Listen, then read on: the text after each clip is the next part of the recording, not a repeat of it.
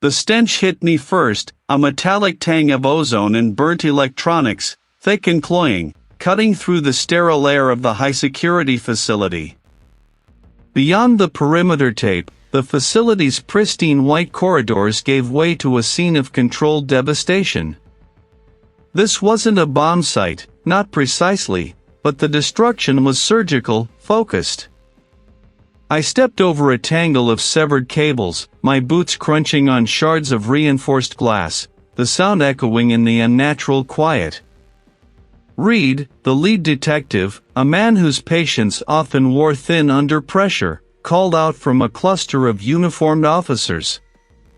He gestured vaguely at the wreckage. "Looks like a catastrophic failure." Bioengineer Aris Thorne, brilliant but eccentric. Probably pushed the envelope too far. I nodded, my gaze already sweeping past him, past the officers, past the flickering emergency lights that cast long, dancing shadows. The detective's words were the official narrative already forming, a convenient explanation for a world that preferred simple answers. But simple answers rarely held up under my scrutiny. Dr. Aris Thorne's state-of-the-art bioengineering lab was a testament to his ambition, now a graveyard of broken dreams. What remained of the central workstation was a twisted sculpture of melted polymers and scorched titanium. A containment unit, once gleaming, lay ruptured, its thick, reinforced viewport shattered inward.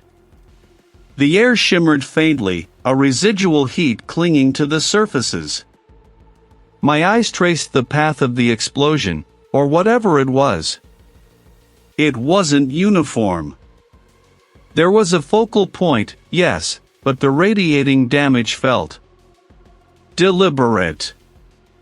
A colleague, the crime scene photographer, knelt carefully by a buckled console, his flash illuminating a particularly gruesome detail. A section of the floor, directly beneath where Thorne's body had been found, was not just scorched but vitrified, transformed into a glassy sheen. The bioengineer himself, or what remained, had already been removed, leaving only a dark, irregular stain that seeped into the transformed floor. "Any initial findings on the cause?" I asked, my voice low, barely disturbing the dust motes dancing in the limited light. The lead detective sighed, running a hand over his close-cropped hair. "Preliminary assessment points to an uncontrolled reaction within his experimental containment field. Something volatile. Could be an accident, or, given his isolation and the nature of the work, suicide. The internal security logs show no breaches, no forced entry. Just Thorne, alone, working late." I walked closer to the vitrified patch, my gloved hand hovering inches above the glassy surface. The heat was still palpable, a ghost of the immense energy that had been unleashed here. Suicide, perhaps. A tragic miscalculation, certainly. But my gut, a seasoned instrument honed over 2 decades of sifting through the detritus of human violence, felt a dissonant hum. I knelt, pulling a small, powerful magnifier from my kit. The vitrified floor wasn't smooth. Microscopic bubbles were trapped within the glassy layer, evidence of rapid, intense heating.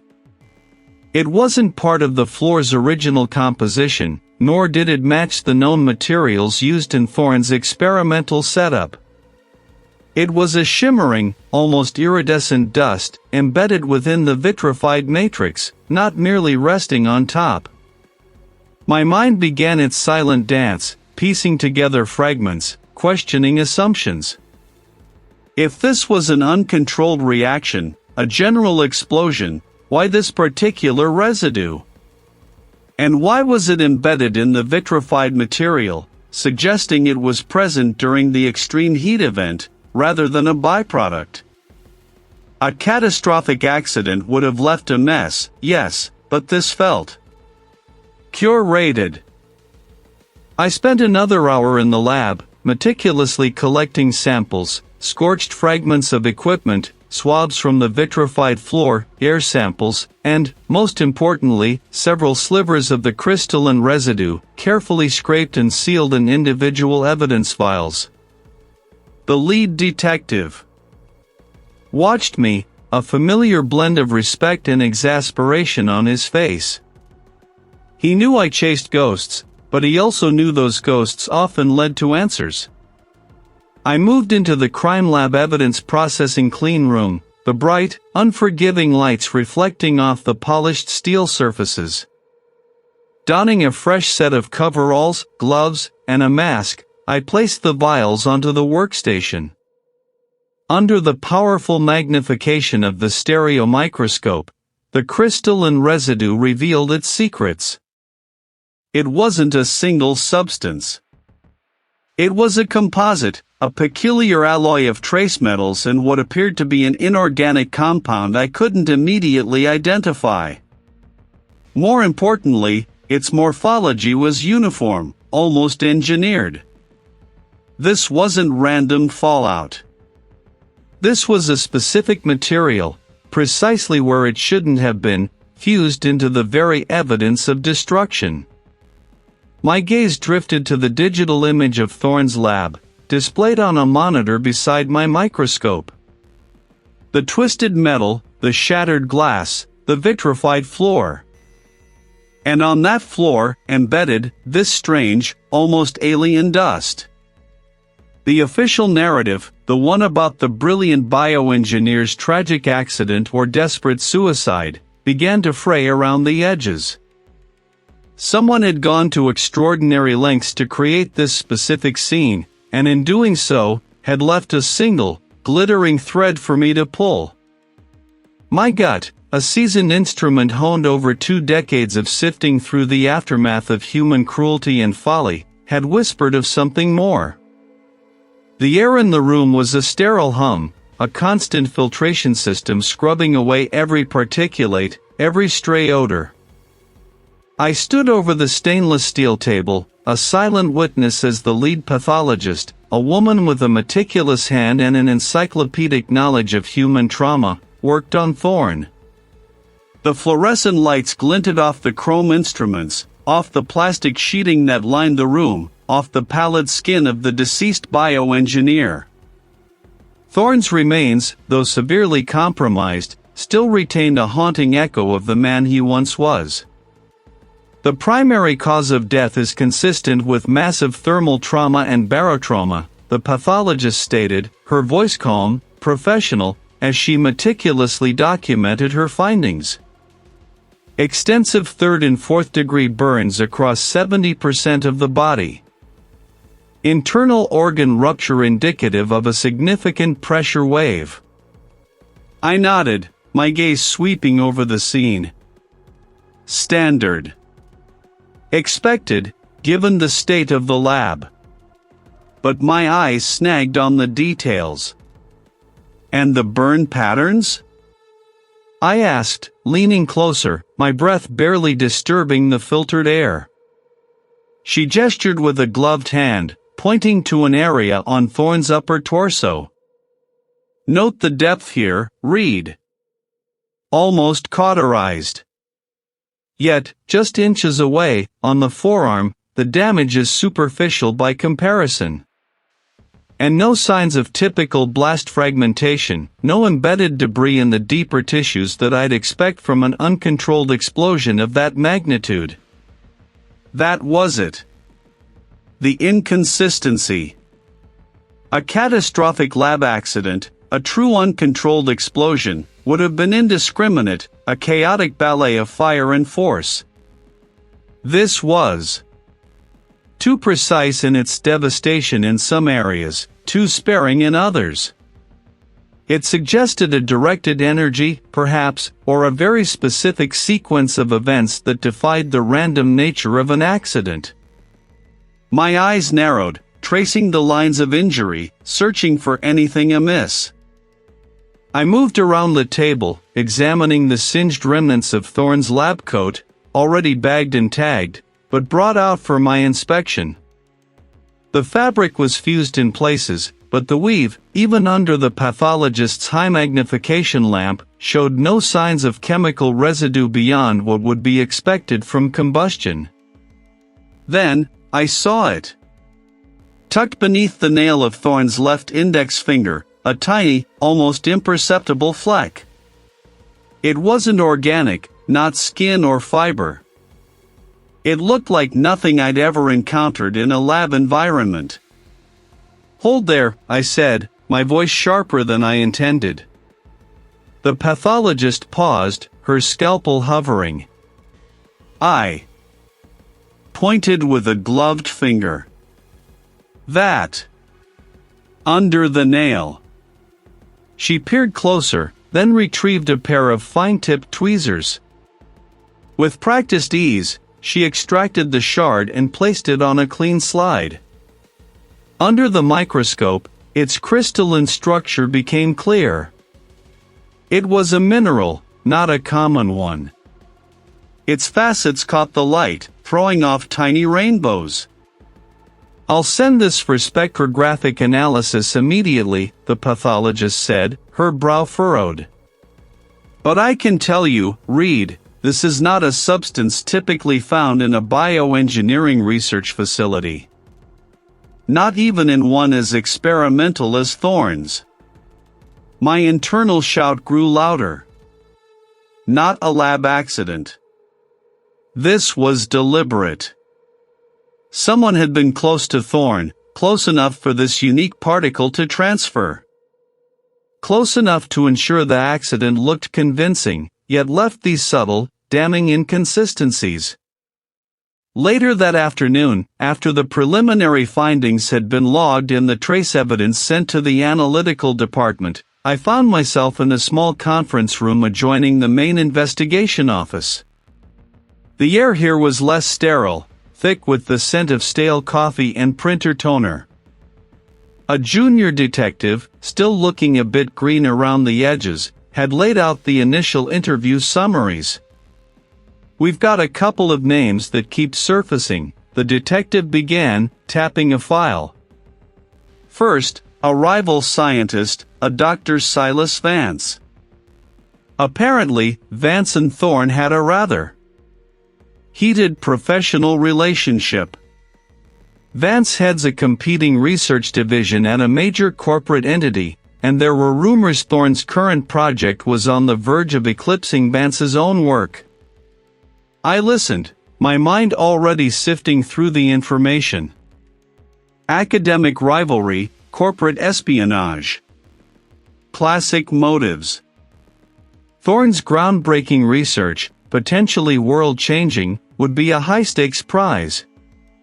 And then there's a former research assistant, the detective continued, flipping to another page. "Her name is Maya. He was let go by Thorne about 6 months ago. Apparently, Thorne was notoriously secretive, and Maya felt he was unfairly dismissed, possibly after questioning his methods or wanting more credit for her contributions to his earlier work. He was quite vocal about her resentment. A disgruntled former employee. Another familiar narrative. Thorne's competitive nature and secretive work habits painted a picture of a man who made enemies easily. He was brilliant, no doubt, but brilliance often came with a sharp edge, cutting those who got too close. I leaned back in my chair, the discovery of that iridescent shard playing on a loop in my mind. A rival scientist, a bitter former assistant. Both had plausible motives, both had reason to be intimately familiar with Thorne's work and the intricacies of his lab. But who among them possessed the cunning and the means to stage such an elaborate, destructive scene, yet leave behind a single, glittering, non-lab-related clue? The mystery had deepened, the tension tightening its grip. This wasn't just a case of a brilliant mind extinguished, it was a carefully constructed deception, and I was determined to unravel every twisted thread.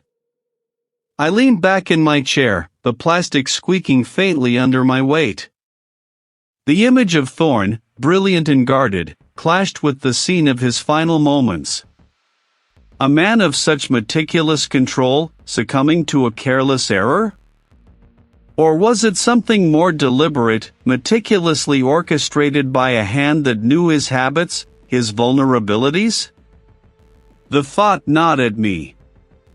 My gut, often a better compass than any flowchart, pointed away from accident. Here, every surface gleamed under the cool, unforgiving fluorescent lights. Air scrubbers whirred softly, filtering out any particulate that might contaminate the delicate evidence. I wore a full-body hazmat suit, the hood obscuring my peripheral vision, the gloves making my hands feel clumsy despite their thinness. Before me, laid out on a polished steel table, was the heart of Thorne's digital world, a high-capacity server, several encrypted solid-state drives, and his personal tablet, all recovered from the blast site. My colleague, a data forensics specialist, worked silently beside me, her gloved fingers dancing across a keyboard, setting up the forensic imaging process. She nodded towards the server. Initial scan shows heavy encryption. Corporate grade, custom algorithms. It's going to take time. Time was a luxury I didn't have. Prioritize any recent activity logs. Specific project files related to genetic sequencing. Look for anything modified or accessed in the last 72 hours. I focused on the tablet, its screen shattered but the internal memory intact. Once imaged, I dove into the recovered data, navigating through layers of complex directories. Thorne's work was dense, filled with proprietary data structures and specialized nomenclature. I wasn't a bioengineer, but I understood the architecture of information, the subtle tells of digital fingerprints. His core research revolved around advanced genetic sequencing, not just identifying genes, but actively manipulating their expression. The project files, cryptically named Genesis Protocol and Chronohelix, hinted at applications far beyond conventional medicine, regenerative therapies, yes, but also, chillingly, pathways that could be weaponized, altering pathogens or enhancing biological functions in ways that skirted ethical lines. Hours blurred. The silence in the clean room was broken only by the soft clicks of my mouse and the hum of the equipment. My eyes, strained behind the clear visor, picked through the digital detritus. Then I saw it. A subtle anomaly in the server's access logs. Timestamps that didn't quite align. Entries that appeared to be system operations, but on closer inspection, or the faint digital signature of a user account. It was a sophisticated sleight of hand, designed to mimic automated processes, burying human interaction under layers of automated system calls. Hold on. I murmured, leaning closer to the screen. Run a deep scan on these specific directories.